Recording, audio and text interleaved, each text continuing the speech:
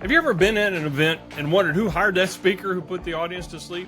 Or been the speaker at an event who wished the stage had an escape hatch? Yeah, we're on a mission to end this. Welcome to the Doug Thompson podcast, where event planners and professional speakers come together to create amazing events. I'm your host, Doug Thompson, storyteller and professional speaker. Grab your beverage of choice, settle in, and let's get started. Hey, welcome to the podcast. My guest today is Dr. Melissa Hughes. What happens when you combine a brain for science with a heart of storytelling? Well, you get Dr. Melissa Hughes. She's a keynote speaker who translates complex research into captivating, and I really need this part about the translating the complex research part, but to can't stop listening keynotes and spark action, shift mindsets that stick.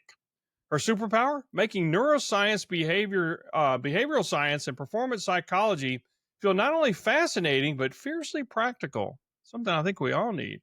Whether she's lighting up a stage in front of thousands or leading a boardroom full of decision makers, Melissa delivers science-backed strategies with wit, warmth, and just the right dose of, whoa, I never thought of it that way. So along those lines, Melissa, welcome to the podcast. Thank you. I love the way that you introduced me. I'm going to have you come with me all over the place. I travel light. I travel very light, and be happy to do that. emceeing is another thing I like to do in giving that speaker. But there's just a lot of stuff. We had a conversation earlier. We were introduced by Dr. Gina to come in and have a discussion and all that. We started talking about the science of storytelling, and as a storyteller and part of my TEDx, I got into that neuroscience. And I could have used you then simplifying that stuff because I had to look up a lot of words. So tell us a little bit more about what you do. So that's actually why I am at the place where I am, because I have been a geek my whole life. I unabashedly own that. But I actually started the neuroscience research journey when I was teaching fourth grade students. And my question was, how can I be a great teacher if I don't understand the brain and those factors that impact creativity and problem solving and, all of this stuff that we want our kids to do. Fast forward to when we grow up. Well, all that stuff is pretty important for grown-ups too. So I actually, when I left the classroom and I started having many more conversations with folks who are not in education, I was like, oh, this is pretty valuable. And one of the things that I think that we often forget is we are now at a place where, all things being equal, like, we all have the same access to information. If you have electricity and an internet connection, you and I can basically access the exact same things. So the difference between the best of us and the rest of us is how we use what's going on up here. And so that's how I got to where I am. And the whole idea of taking that geeky goodness that I just love and distilling it down into the so what, because most people are the so what. So what does that mean for me? And they want that. And so that's what I do really well. And it's an important thing. And that's the way when I go talk to people about buying technology or whatever product we have, I distill it down into the so what that's important to them. And we're all human. We all want to know what's in it for us. So I got a question. Is a fourth grade brain different than an adult brain? Because I've met some people, I'm not so sure. For sure. So what we know, so I'll tell you a few things that are happening when we're 10. Is our inhibitions are starting to develop. And so we start to understand what judgment feels like. We don't like that. And that's when we start to, when we're kindergartners and the teacher says, raise your hand if you're an artist, every hand in the room goes up. When you're 10 and the teacher says, raise your hand if you're an artist, maybe half of the hands will go up. And some of them are like, I don't know if I'm an artist or not. And by the time, they're in high school, I mean, the number plummets to like 2 or whatever, right? So, so judgment is happening. But what we know about the brain is that the prefrontal cortex, the part that is right behind your forehead, and that is the part that does all the heavy lifting. And that is the part that we really want to run the show most of the time. And it doesn't always work that way. That part of the brain doesn't fully develop until we're 25. So if you think about rental car companies, they figured this out a long time ago, and they charge you more to rent a car if you are not 25. I knew that, but I hadn't like all life insurance, car insurance stuff too. Also, but I didn't know the reason why. Now that makes a little bit more sense. Hopefully, their brains matured by then. Yeah, so it's impulse control. It's being able to weigh risk and reward. Um, taking chances. All of those things that the rental car company doesn't want you to do. So Now I had no reason why. I can explain that to somebody. I like that. But I will say this too about the adult brain. We also used to think that it was done cooking by the age of 25. That when it was done, it was done. And now we know that as long as we keep learning, our brain keeps growing. So we can continue to grow brain cells and neural pathways as long as we continue to learn new things. So that's kind of cool, right? Yeah, and likewise, we can rewire it too from things. Yes. And is rewiring harder than creating a new, simply just doing a new pathway? Because I think it's like two things. One, you're forgetting the old road and building the new road at the same time. Yeah. So as amazing as the brain is, it's also very flawed and very fickle. And the brain is also very lazy. And so because there's so much going on up there, like at any given second, there are 11 million bits of information that are rattling around up there. And the brain has to figure out which 40-ish get to go to your conscious awareness. And then the rest, your subconscious handles them. So some get tossed out, some get filed away for later, some just make you kind of affect your mood. You're not exactly sure why, but that's bubbling underneath the surface. But so there's all kinds of stuff going on up there. And so the brain likes to do things as quickly and efficiently as possible. And so it relies on neural pathways that are already there and already, strong, and things that we do without even thinking. So if you think about tying your shoes. So when you were 4 and you learned how to tie your shoes, you had to think about it. You had to say the steps in your mind and, kind of said them as you did the steps. Well, most of us don't do that when we tie our shoes anymore. We just tie our shoes. And the brain defaults to those kinds of things. It looks for opportunities to do what we've always done because that is so much easier. And so it's work to try something new. And I tell people, I liken it to a path across a field. So if you're walking across this field and you've never walked across this field before and no one's walked across this field before, it's going to take you a minute to get across the field because you're kind of watching where you're going and there is no worn path. But once you get to the other side and you come back, well, now there's a little bit of a worn path. And so it's a little bit easier. And the more you go back and forth across that path, the easier it gets. And that's how neural pathways work. Yeah, that makes sense. That makes sense. Again, this is re-walking across that field I discovered when I was researching my TED talk. It's overgrown because I haven't gone down that path a lot, but this is some of the interesting learning I got from that. Lisa Cron wrote a book, Wired for Story, and I think we talked about that before, which helped explain a lot of that. When you're talking to an organization, a company, and there's these in the mix of generations with different levels of pathways and stuff built in, how do you build a talk around that? And granted, you want to start with the end in mind. Here's what the company's trying to solve. How do you sort of work that in where everybody can get something out of that? Well, when I'm going in to do so if I'm doing a presentation like at a conference where they're not all from one organization, that's probably the biggest challenge, right? Yeah. Because if you go into an organization, then hopefully they're all focused on getting to the same place, right? But at a conference where people are coming from all different organizations, it's a little bit different. My goal is always to make sure that they walk away. 3 is the magic number, as we know. And so my goal is to make sure that they walk away with 3 things that they can A, remember, and B, put into practice simply. And C is kind of the cherry on top. Tell someone else, because what I know from my education experience is if you really want to learn something, then you teach someone else, because when you teach someone else, you have reinforced that, you have created those neural pathways. And so now you own it, right? You're not as likely to forget it if you teach someone else. Yeah, so I've those are heard my 3 goals. No, I like that, and I've heard that the phrase saying or something like, "If you can't explain it to a 5-year-old, you don't understand it well enough." Right.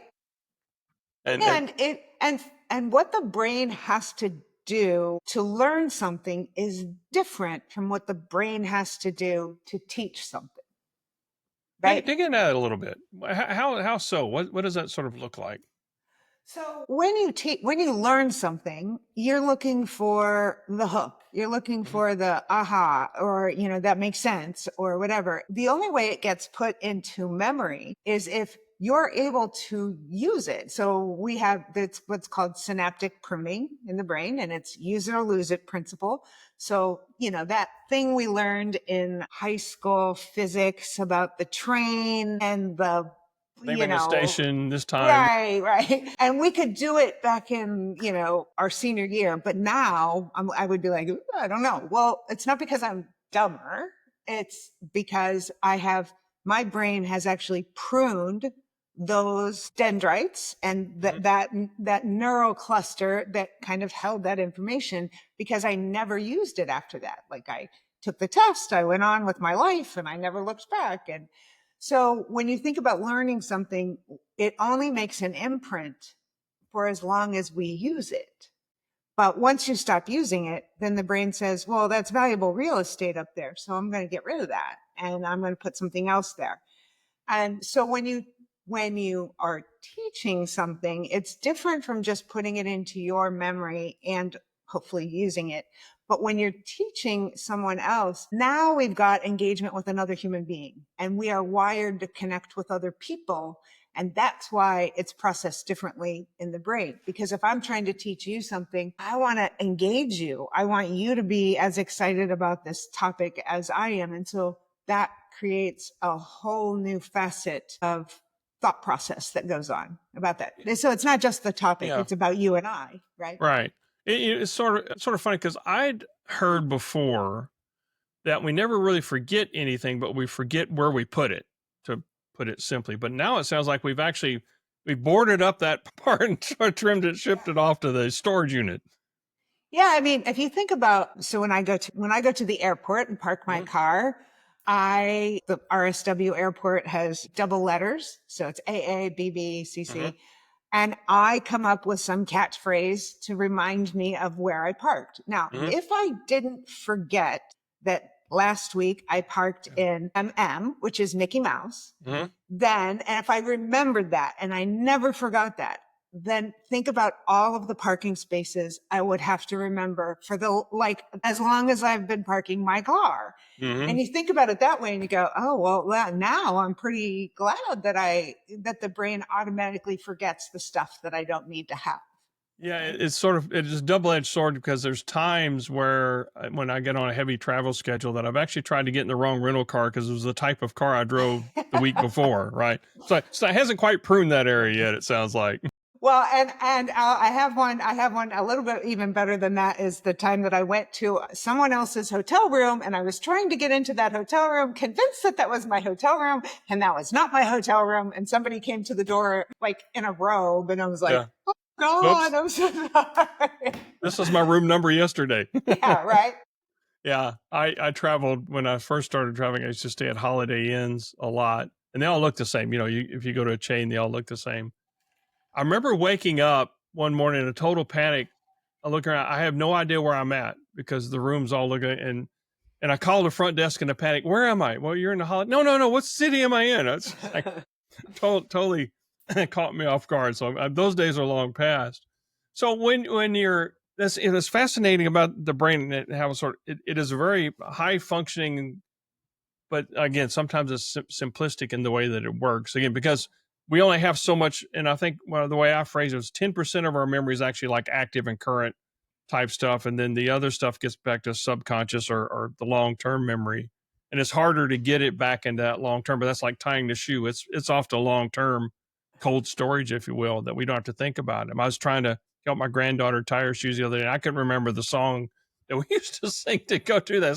Something like this: a rabbit in a hole, and Yeah, yeah. but I was totally wrong. But when I'm and especially with the pace that technology, so I in the technology space, the pace of which technology changes How do we free up that space faster, or can we tie these things together to sort of make it a string? Because we have to sort of, not everybody's in the same place. So I have to talk to somebody that's a couple versions of something back. I need to bring them along. How do I tie that stuff together so I don't forget the importance of where we started to where we need to go? Well, I think that's all in the connection that you make with folks because, when you think about when you're teaching someone, and I don't mean like on a stage, but Yeah. but I mean if you're just one-on-one trying to teach someone, well, you're assuming that it's not a monologue, it's a dialogue. And Hmm. so one of the things that we crave is that banter, that connection, that back and forth. And so for me, if I'm trying to remember like a string of things, so there are lots of different memory and devices, but what I find is I tend to kind of ditch the plan and go with what it is that you're interested in. So that fuels my passion, right? Hmm. And so maybe I do go off script a little bit because you're not interested in X, you're interested in Y. And so, but I think also, if you're trying to remember a talk or if you're trying to remember a lesson to teach someone instructions of something, I think for me what works is you put it into a skeleton outline, and if I can see that skeleton outline, and just like I taught 10-year-olds, introduction, three main points, conclusion, and if I can see that skeleton in my brain, that keeps me focused and on track. That's the story. I very rarely, I never have the same talk twice, even though the structure that you're saying, the skeleton is the same, because a lot of things change during the day. The audience, a current event, weather, there's a lot of different things that come into play. And I believe my brain's pretty good about sort of assembling things on the fly, as long as it has, like you said, that skeleton to put it on. Yeah. Yeah. Is that something you find is common, or is that, how do you teach that skill to somebody? Well, I think the first step is you got to know your stuff. Right. And if you know your stuff, then in the process of knowing your stuff, you're creating that skeleton, Hmm. right? And so I think the key then is to pay attention to the skeleton. Like, don't Hmm. lose the skeleton Right. because we've all been there, and I mean I've been there myself, so I say this with no judgment. But we've all been in those presentations where somebody is like going down the rabbit hole, and it's like all this minutia and detail about like Hmm. something um that doesn't match with my expectation. So when you Right. read the blurb about what the speaker's going to say and you have this expectation and you go, oh, I'm going to learn about the brain and how the brain processes stories, and all I hear is that guy's story. Hmm. It doesn't mean that Yeah. that guy's story isn't a great story, but why isn't it a great story for me is because he didn't meet my expectations. He Right. created the expectations Right. and then didn't come back and meet them. Yeah, Right. the what's in it for me piece, right? So Right. that's the Right. other thing, forgetting who the audience is, who you're really there for, not yourself. No matter how great a story you may have, they'll buy the book if they want to read that. But other than that, they want to hear something else. That's, how can I make myself 1% better today based off this? Much like a podcast. Right. We want to hear this dialogue. How do we make ourselves better for that? And we were talking earlier, and how do you, from the storytelling perspective, again, it's something we and I think it's much like the fourth grade thing, is the judgment may kick in, but we're all born with ability to tell stories because we learn from stories. Yeah. And somewhere along the way we start losing that creativity or the ability to sort of put a story together. All right, how do we keep that alive or rebuild that pathway? So, first, I think we underestimate our own story. So, Oh yeah. I think people think, why would anybody care about my story? All right, And definitely, I had a whole TED talk on that. yeah, and I mean, so when you really boil the story, the best stories down, Hmm. they're just kind of common elements. They're universal truths. They're things that we can all relate to. That's what makes a great story. Hmm. And so the very thing that people dismiss their story about is the thing that makes that story so valuable, right? And the other thing is, I don't think people realize just how powerful story is from a neurological sense. So the brain loves a good tale, just loves stories. And there's a really cool thing that happens when you listen to a story. So I want you to think about, you've been waiting to watch this movie for a really long time, and you are a horror flick kind of guy. And this is the Freddy Krueger on steroids or whatever the horror. I'm not a horror flick girl, so I don't even know. But you've been dying to see this movie. And so you are first, so all of that is the anticipation. So you're amping up to, in anticipation of this movie. And when you finally sit down and watch this movie, which is nothing but a 2-hour story, Mm-hmm. your brain is actually mimicking what's happening on that screen. And it's called neurocoupling. And, we mirror neurons, and there's all the science behind it. But it's a phenomenon where when you listen to a story, or in this example, you're watching a story on TV, the brain activity actually mirrors the storytellers. So when you think about, when you go to a conference and you hear a speaker and you're just like, man, that was the best speaker I've heard in a really long time. I guarantee you, when you really sit down and figure out what was it that made that person a great speaker, it was because there was some story that person told that actually captivated your brain. And so when your brain syncs with their brain, well, now that's gold. Yeah. Right? And along those lines, in those moments, are we seeing ourselves as a hero of that story, even though they may be telling it to somebody else? We could be, or we're having empathy for that character. So if it's a character that is experiencing a hardship, it's like, another thing about the story is there's challenge is really good, because when we hear a story about someone who's facing a challenge, our brain is going to release cortisol and stress hormones. And this other thing kicks in. We want that person to win. Like, we want to see them overcome and really get this thing done. And then when they do, our brain generates the same dopamine and endorphins and happy chemicals that character does. So it isn't, as amazing as the brain is, it doesn't do a great job of differentiating between an imagined experience and a real experience. And so when you tell a story, you're actually creating a real experience in an imagined way in that brain. And I say it's a real experience because the brain is chemically responding to the story as if that person were in the story. And that's part of the empathy factor, right? It's why emotional contagion is a thing. It's why if you walk up to someone who has a frowny scowl on his face, your brain, if you interact with that person for any length of time, your brain is going to start to produce negative, stress hormones. Flip side, if you walk up to someone who's smiling and happy and you say, we say it all the time, your happiness is contagious. Yeah. Of course it's contagious. The reason it's contagious is because my brain is doing what your brain is doing. When I see you happy, you're making my brain happy. Yeah. And so that is contagious. So it's the empathy piece, but it's also, that's a chemical response. And it happens in less than 60 seconds. Yeah, it's amazing because you watch elite athletes and they're sitting there, like downhill skiers, and you see their eyes closed, but they're moving in their hands and stuff, and they're actually envisioning themselves go through that. Yeah. So that when even if they haven't done it before, it's familiar to them, right? And then they can simply focus more on executing than trying to figure these things out. Again, to them, it was real going down, although there's no wind in their face and gravity is a little bit different. But I think they can also incorporate that feeling because they've done it enough of doing that. Again, the more emotions you get involved in these stories, the more impactful and the longer they last. Absolutely. And one other thing about that challenge piece. So a lot of people will create the challenge in the beginning, but there's no resolution. And that our brain does not like very much. Yeah.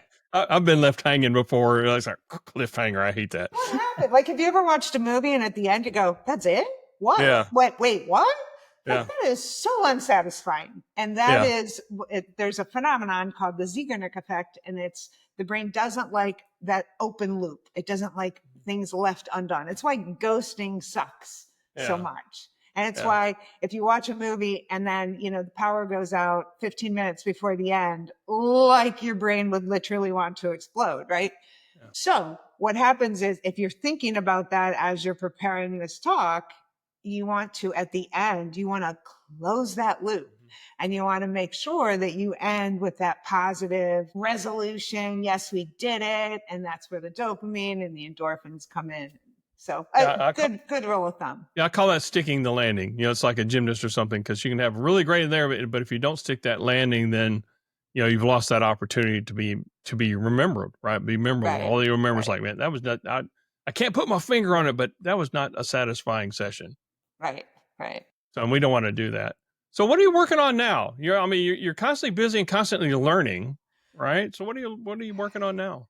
Well, my ongoing work is I do a weekly neuro nugget. I send out a newsletter. It's called a neuro nugget, and it's some fascinating brainiac factoid that I know you just can't live without. You need that. You need that brain fat. I need my nugget. I need my nugget. So I send that out every week. And lately, I was getting a lot of feedback. So I decided to do a bonus one on Sundays. So Sundays is a little bit just more like Sunday morning paper. Like you're just kind of kicking back, reading the paper on Sunday morning. I know that I said paper just now, and I understand what you're talking about, right? just kind of hit me. Yeah. But I'm also I've got a new talk that I'm working on that is all hospitality focused. I'm super excited about that one because there's so much science and hospitality and what makes us love that experience and want to tell everybody, that we see, you got to go to that restaurant. It was the best restaurant. And when people do that, it's like 30% maybe was the food. Yeah. And then there's like another 30% was the service. And then there's the ambiance. But there are so many things that influence our perception of that meal or that stay in that hotel that we're not even aware of. Yeah. And so when I get to help hospitality professionals crack that code, there's just nothing better. I love it. I love it because it is the aha moment. Like I see their eyes light up. And that part is really fun. And you go back to the teaching somebody else, because now you've given them a skill that they will make, again, you'll make that moment memorable to them, of which then experiencing that moment, I can go explain that to you and then get more, it's like making the world better one person at a time. Yeah. Yeah. And I use visuals very differently because it's neuroscience and a lot of vocabulary that's not in your normal vernacular. I do use a lot of visuals, but I try to use lots and lots of just pictures. And so my goal is I want you to think of that content when you see that picture. I want it to all come back to you. Like I want to connect the content with the picture. And so what I do is I give the presentation then to the people at the end. And I say, share this with someone in your corner of the world. Like teach someone. I'm giving you the tool. You go teach this. And the feedback I get from that is really cool because I believe people want to know how the brain works. And I believe people really do enjoy teaching someone else something that they didn't know. And I think you're right. Yeah. And you're much like I do. I use pictures, or if it's a word, it's like a single. I try not to use too many words because nobody they didn't come there to see, to read. Right. And I do see a lot of speakers read the slides, and it's horrible. It's a bad experience for somebody. And, just send me the slide deck and I'll be just as dissatisfied as if I had to. I call that death by PowerPoint, right? Death by power. Yeah, I apologize. In my 20 years at Microsoft, I have to apologize for PowerPoint letting you do evil things. It's funny. I'm getting ready to go. I'm going up to the Cape. I'm very excited. I'm doing a women in hospitality event up in Cape Cod. And, you get the standard email, send me your deck. And I'm like, okay, I don't have a deck. Like, yeah. Mine's usually like a minute before I get on stage because I'm constantly tweaking. Okay, what can I get rid of? Because I want to talk. I don't necessarily want to have that. Yeah. So, and because they're going to get it and they're going to go, what is this? What did I hire her for? Because there's like 5 slides and they're all pictures of cats or something like this. What does this have to do with neuroscience? So I get that. Well, my grandson's up at Cape Cod. He's on the Coast Guard. He can cook for you if you come by the base. All right. Well, please thank him for his service. I will. I'll do that. Well, Melissa, thanks a lot. Thanks for your neuro nuggets and stuff. And how do the best get a hold of you? And we'll put all the stuff in the show notes as well. MelissaHughes.rocks, ROCKS. And you can sign up for the nuggets, and all my content is in my blog. So you can get really geek out if that's your jam. Yeah, I picked up a couple of those things after we first talked. It was just, I learned something out of each one of them. And then I can start, putting these pieces together, getting rid of some of that old stuff that I learned when I was like geometry that I never use anymore. Get the more important things like storytelling. Right. Well, Melissa, thanks a lot for being a guest here. Thanks a lot. And we'll have the customer, please reach out to him. Please share this episode with somebody that especially somebody, if you've been in a bad session, hey, look, you need to learn how to talk better. Reach out to Melissa. She'll help you. So I should teach how the science works. Thanks, everybody. Thank you. Thanks for listening to the Doug Thompson podcast. If you've enjoyed today's episode, please subscribe and leave us a 5-star review. And share the podcast with your friends and colleagues. This really helps spread the message. Visit thedougthompson.com to join our growing community. Until next time, keep connecting, keep speaking, and keep making a difference.